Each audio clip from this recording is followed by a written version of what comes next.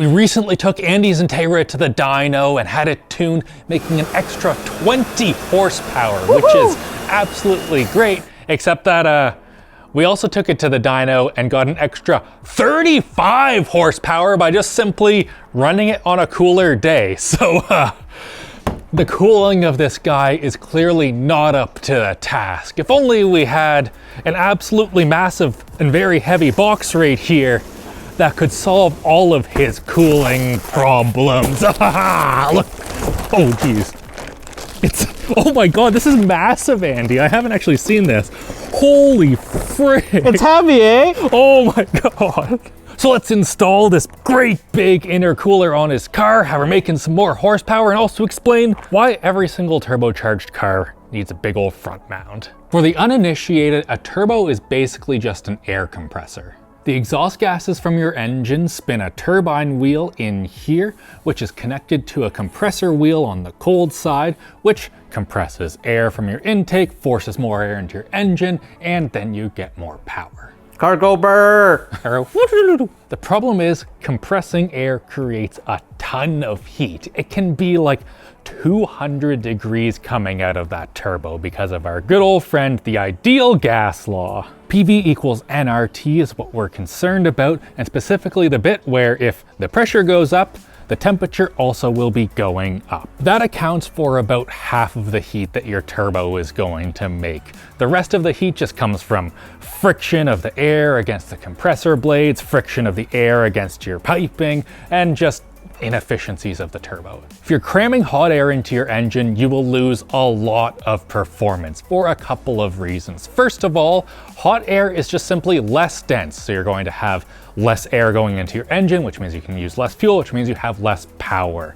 We also have the problem of knock. If you have really hot air going in there, the chances of it igniting before the spark plug is greatly increased, which can cause engine wear and less power. The performance decrease of having hot air going into your engine cannot be over-exaggerated, and that's how we managed to get 35 more horsepower just by simply using this car on a cooler day.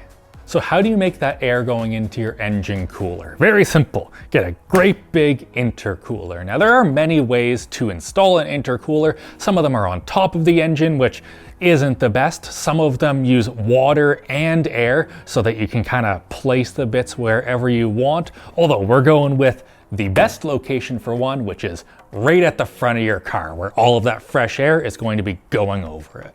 If you're looking to get an intercooler, there are two main types, tube and fin or bar and plate. Now, tube and fin can cool down faster and also be quite a bit lighter, but the ultimate capacity, like the amount of heat that they can dissipate, is not as much as bar and plate, which is what we have right here. And also they can be a bit more fragile. This thing right here can take some really big hits. This intercooler we got from Cobb is pretty overkill for what we're doing with Andy's Integra, but it should be able to cool even larger turbos in the future and also make sure that it's very consistent. The trade-off though is that it weighs 9.7 kilograms. Oh my God, I need a leather battery. Where that weight is located makes it even worse. Being right at the front of the car, we're going to increase the moment of inertia, decrease your handling, and also the weight distribution is going to be screwed up even more than it already was. But that doesn't really matter when you're losing 35 horsepower to a hot day. It's totally worth it. Also, it's more reason to upgrade. Yeah. Now all that we have to do is blow apart the front of Andy's car and probably leave it totally blown apart all overnight, because instead of shooting this video this morning, my RAV4 got seized by police because it committed crimes. Get subscribed, we'll have a video on that once I get it back. First thing we need to do is remove the intake. I love working on cars, there we go. Yeah, that was pretty easy. I wonder how Honda's able to engineer stupid plastic clips that just do that when VW makes them just break every single time. Now you get to remove these super annoying little screws. You'll want to get a tool, something like this. That's a super low profile thing. Even a stubby screwdriver, not a chance going in there. Like you can turn the wheel, but this is fine. Only plastic clips down here. Not a single screw in sight. No wonder every single Honda is just held together with stupid little zip ties. They're all plastic, same. The instructions now say, and I quote, pull up on the bumper eyebrow thingy. Yeah, there we go. What do you think, Andy? Can we put the bumper back on with better alignment than Honda did from the factory? Hell yeah, 100%. That's an easy target. Yeah. This is the job that I just really hate. Yeah. It's so scary. Okay. So that's coming off. Okay. You just sort of like need to jam your finger in there and pry. Okay, my side is off. Yeah, this side is harder. I can understand why the alignment is bad. There we go. All off. Also, if you have parking sensor, when you are removing bumper, make sure you disconnect that. Otherwise, it's gonna be a bill. Man, I had to show you that I did not fuck up the color temperature. It's just beautiful sky right now. Andy, stop freaking around with the sunset. Oh, okay, the bumper's okay. coming off. Off. Haha. Look at that. All right, there we go. We have successfully blown apart your car. Now that you have a bumper in your living room, have a good evening, Andy. See you tomorrow. Thanks. Huge thanks to Flexispot for sponsoring today's video. Their E7 Plus desk has 4 legs. Incredible. But doesn't every desk or table have 4 legs?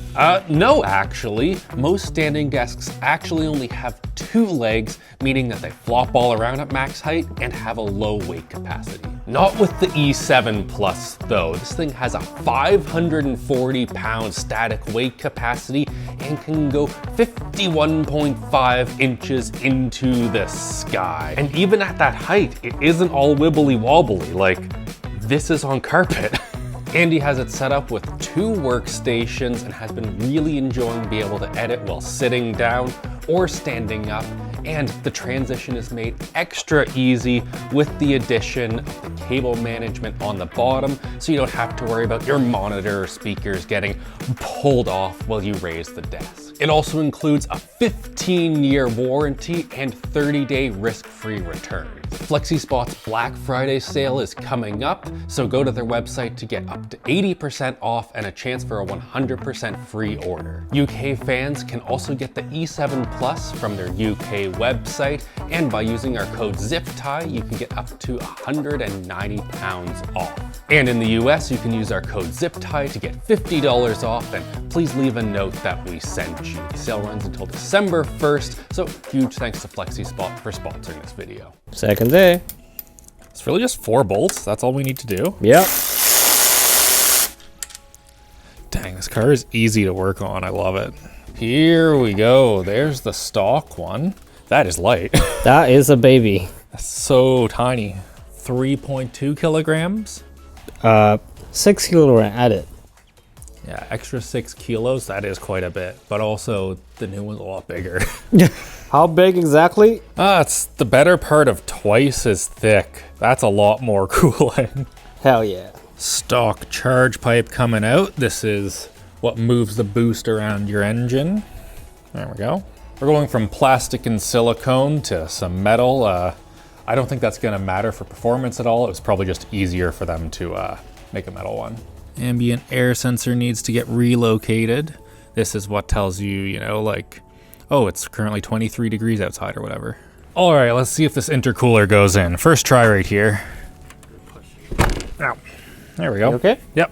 All right, cool. It isn't lined up perfectly, but I'm hoping if I just tighten this bolt down, it'll be fine. Sand it. We might have a little bit of a problem. Yeah. Yeah, that's not good. So here's the problem. This little nut insert completely came off. Looking at it, you can see that the OEM bolt goes on absolutely no problem. Whereas the one from Cobb, even though, as far as I can tell, the thread is correct, sometimes starts getting pretty bound up. I think they might just have some pretty crappy screws, like now it's not turning at all. And also, it looks like even if we're able to figure all of that out, the Cobb screw is going to bottom out in here. Oh wait, no it won't. That'll be fine. It might be fine. Either way, we're going to just use the OEM screw, but Andy's car is going to get a very nice treatment of some JB Weld. Hell yeah. Is this the first sketchy repair that's going into the Integra? Yes. Hell yeah. I'm glad that I could be here for its Yeah. Thank you. JB weld and zip tie getting held together, virginity getting broken. Seems like JDM. Yeah. Tasty. There we go. Mint. We went and had some lunch, and that looks like it's dry now, so. First try, let's put the intercooler in. Haven't had to do this a bunch of times yet. No. No, yeah. Oh, sick. Okay, that looks pretty sweet. That thing is freaking massive, and even though it was a bit of a pain in the dick to get in, I think it's gonna be more than worth it. The only thing that's different about installing everything is that we have to cut this little sort of rubbery bit right here. It goes there, but right now there's an intercooler in the way. And also we're going to be changing out the cooling plate on the bottom. This is the factory skid plate, and this is the one we're going to be installed. It's from HPT. It's quite a bit thicker, so if Andy goes off-roading, maybe he won't completely destroy the underside of his car. And also has these very cool cooling plates right here that help all of the heat that's in there get out, because these cars absolutely love to overheat. Also, Sub 60 Racing sells these in Canada, so if you want this, that's where to go. Does your wife know that we're using the kitchen scissors to cut car parts? Nope. Okay. Well, hopefully she doesn't watch this. Hi, Ariel, sorry. More trimming. Side cutters are getting a bit of a workout here today. Glad we have one. Yeah, strongly recommended. We'll have a link down below for some. There we go. Now your car knows how hot it is outside. One final bit of trimming is this little piece right here. It guides the air onto your intercooler, except right now it guides itself directly into our intercooler. So we need to just kind of cut it right here. Time for the bumper. See if we can do better than Acura. Okay. Clip on just fine. Is my bumper still misaligned? Tiny bit. Well, Yeah, it's not too bad. maybe my fender is misaligned. Would you look at that? She's all back together, and shockingly, we have not a single plastic clip or screw left over after reassembling everything. So let's take her for a drive. Now, after installing an intercooler, you do want to listen for boost leaks. It will sound kind of like a whistle, and if you have a cob access port or a way to monitor, just check your actual and requested boost values and make sure they're not wildly different. But as long as she doesn't whistle, you're probably good. Well, I guess let's see if there's any boost leaks. Oh, doesn't feel like it. Yeah, sounds good to me. All right, next stop, Stratified Automotive to get her tuned. Let's go. We're back at Stratified Automotive, where the car has been on the dyno, and they verified that her install has been perfect, and a boost pipe definitely did not blow off at 6,200 RPM. Right? No, right? never seen that before. Yeah. Who does that? If you want to know the detail, go check out their channel. How fast does this go now? Well, right now, 0. But Okay.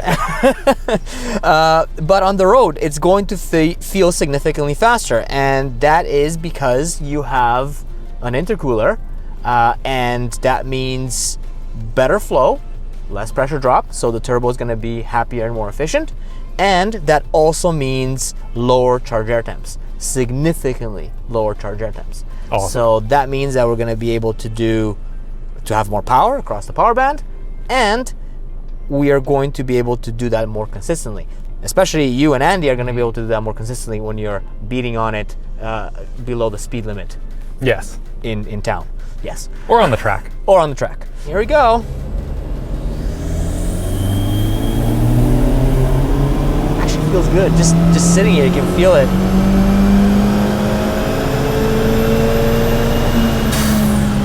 Hell yeah.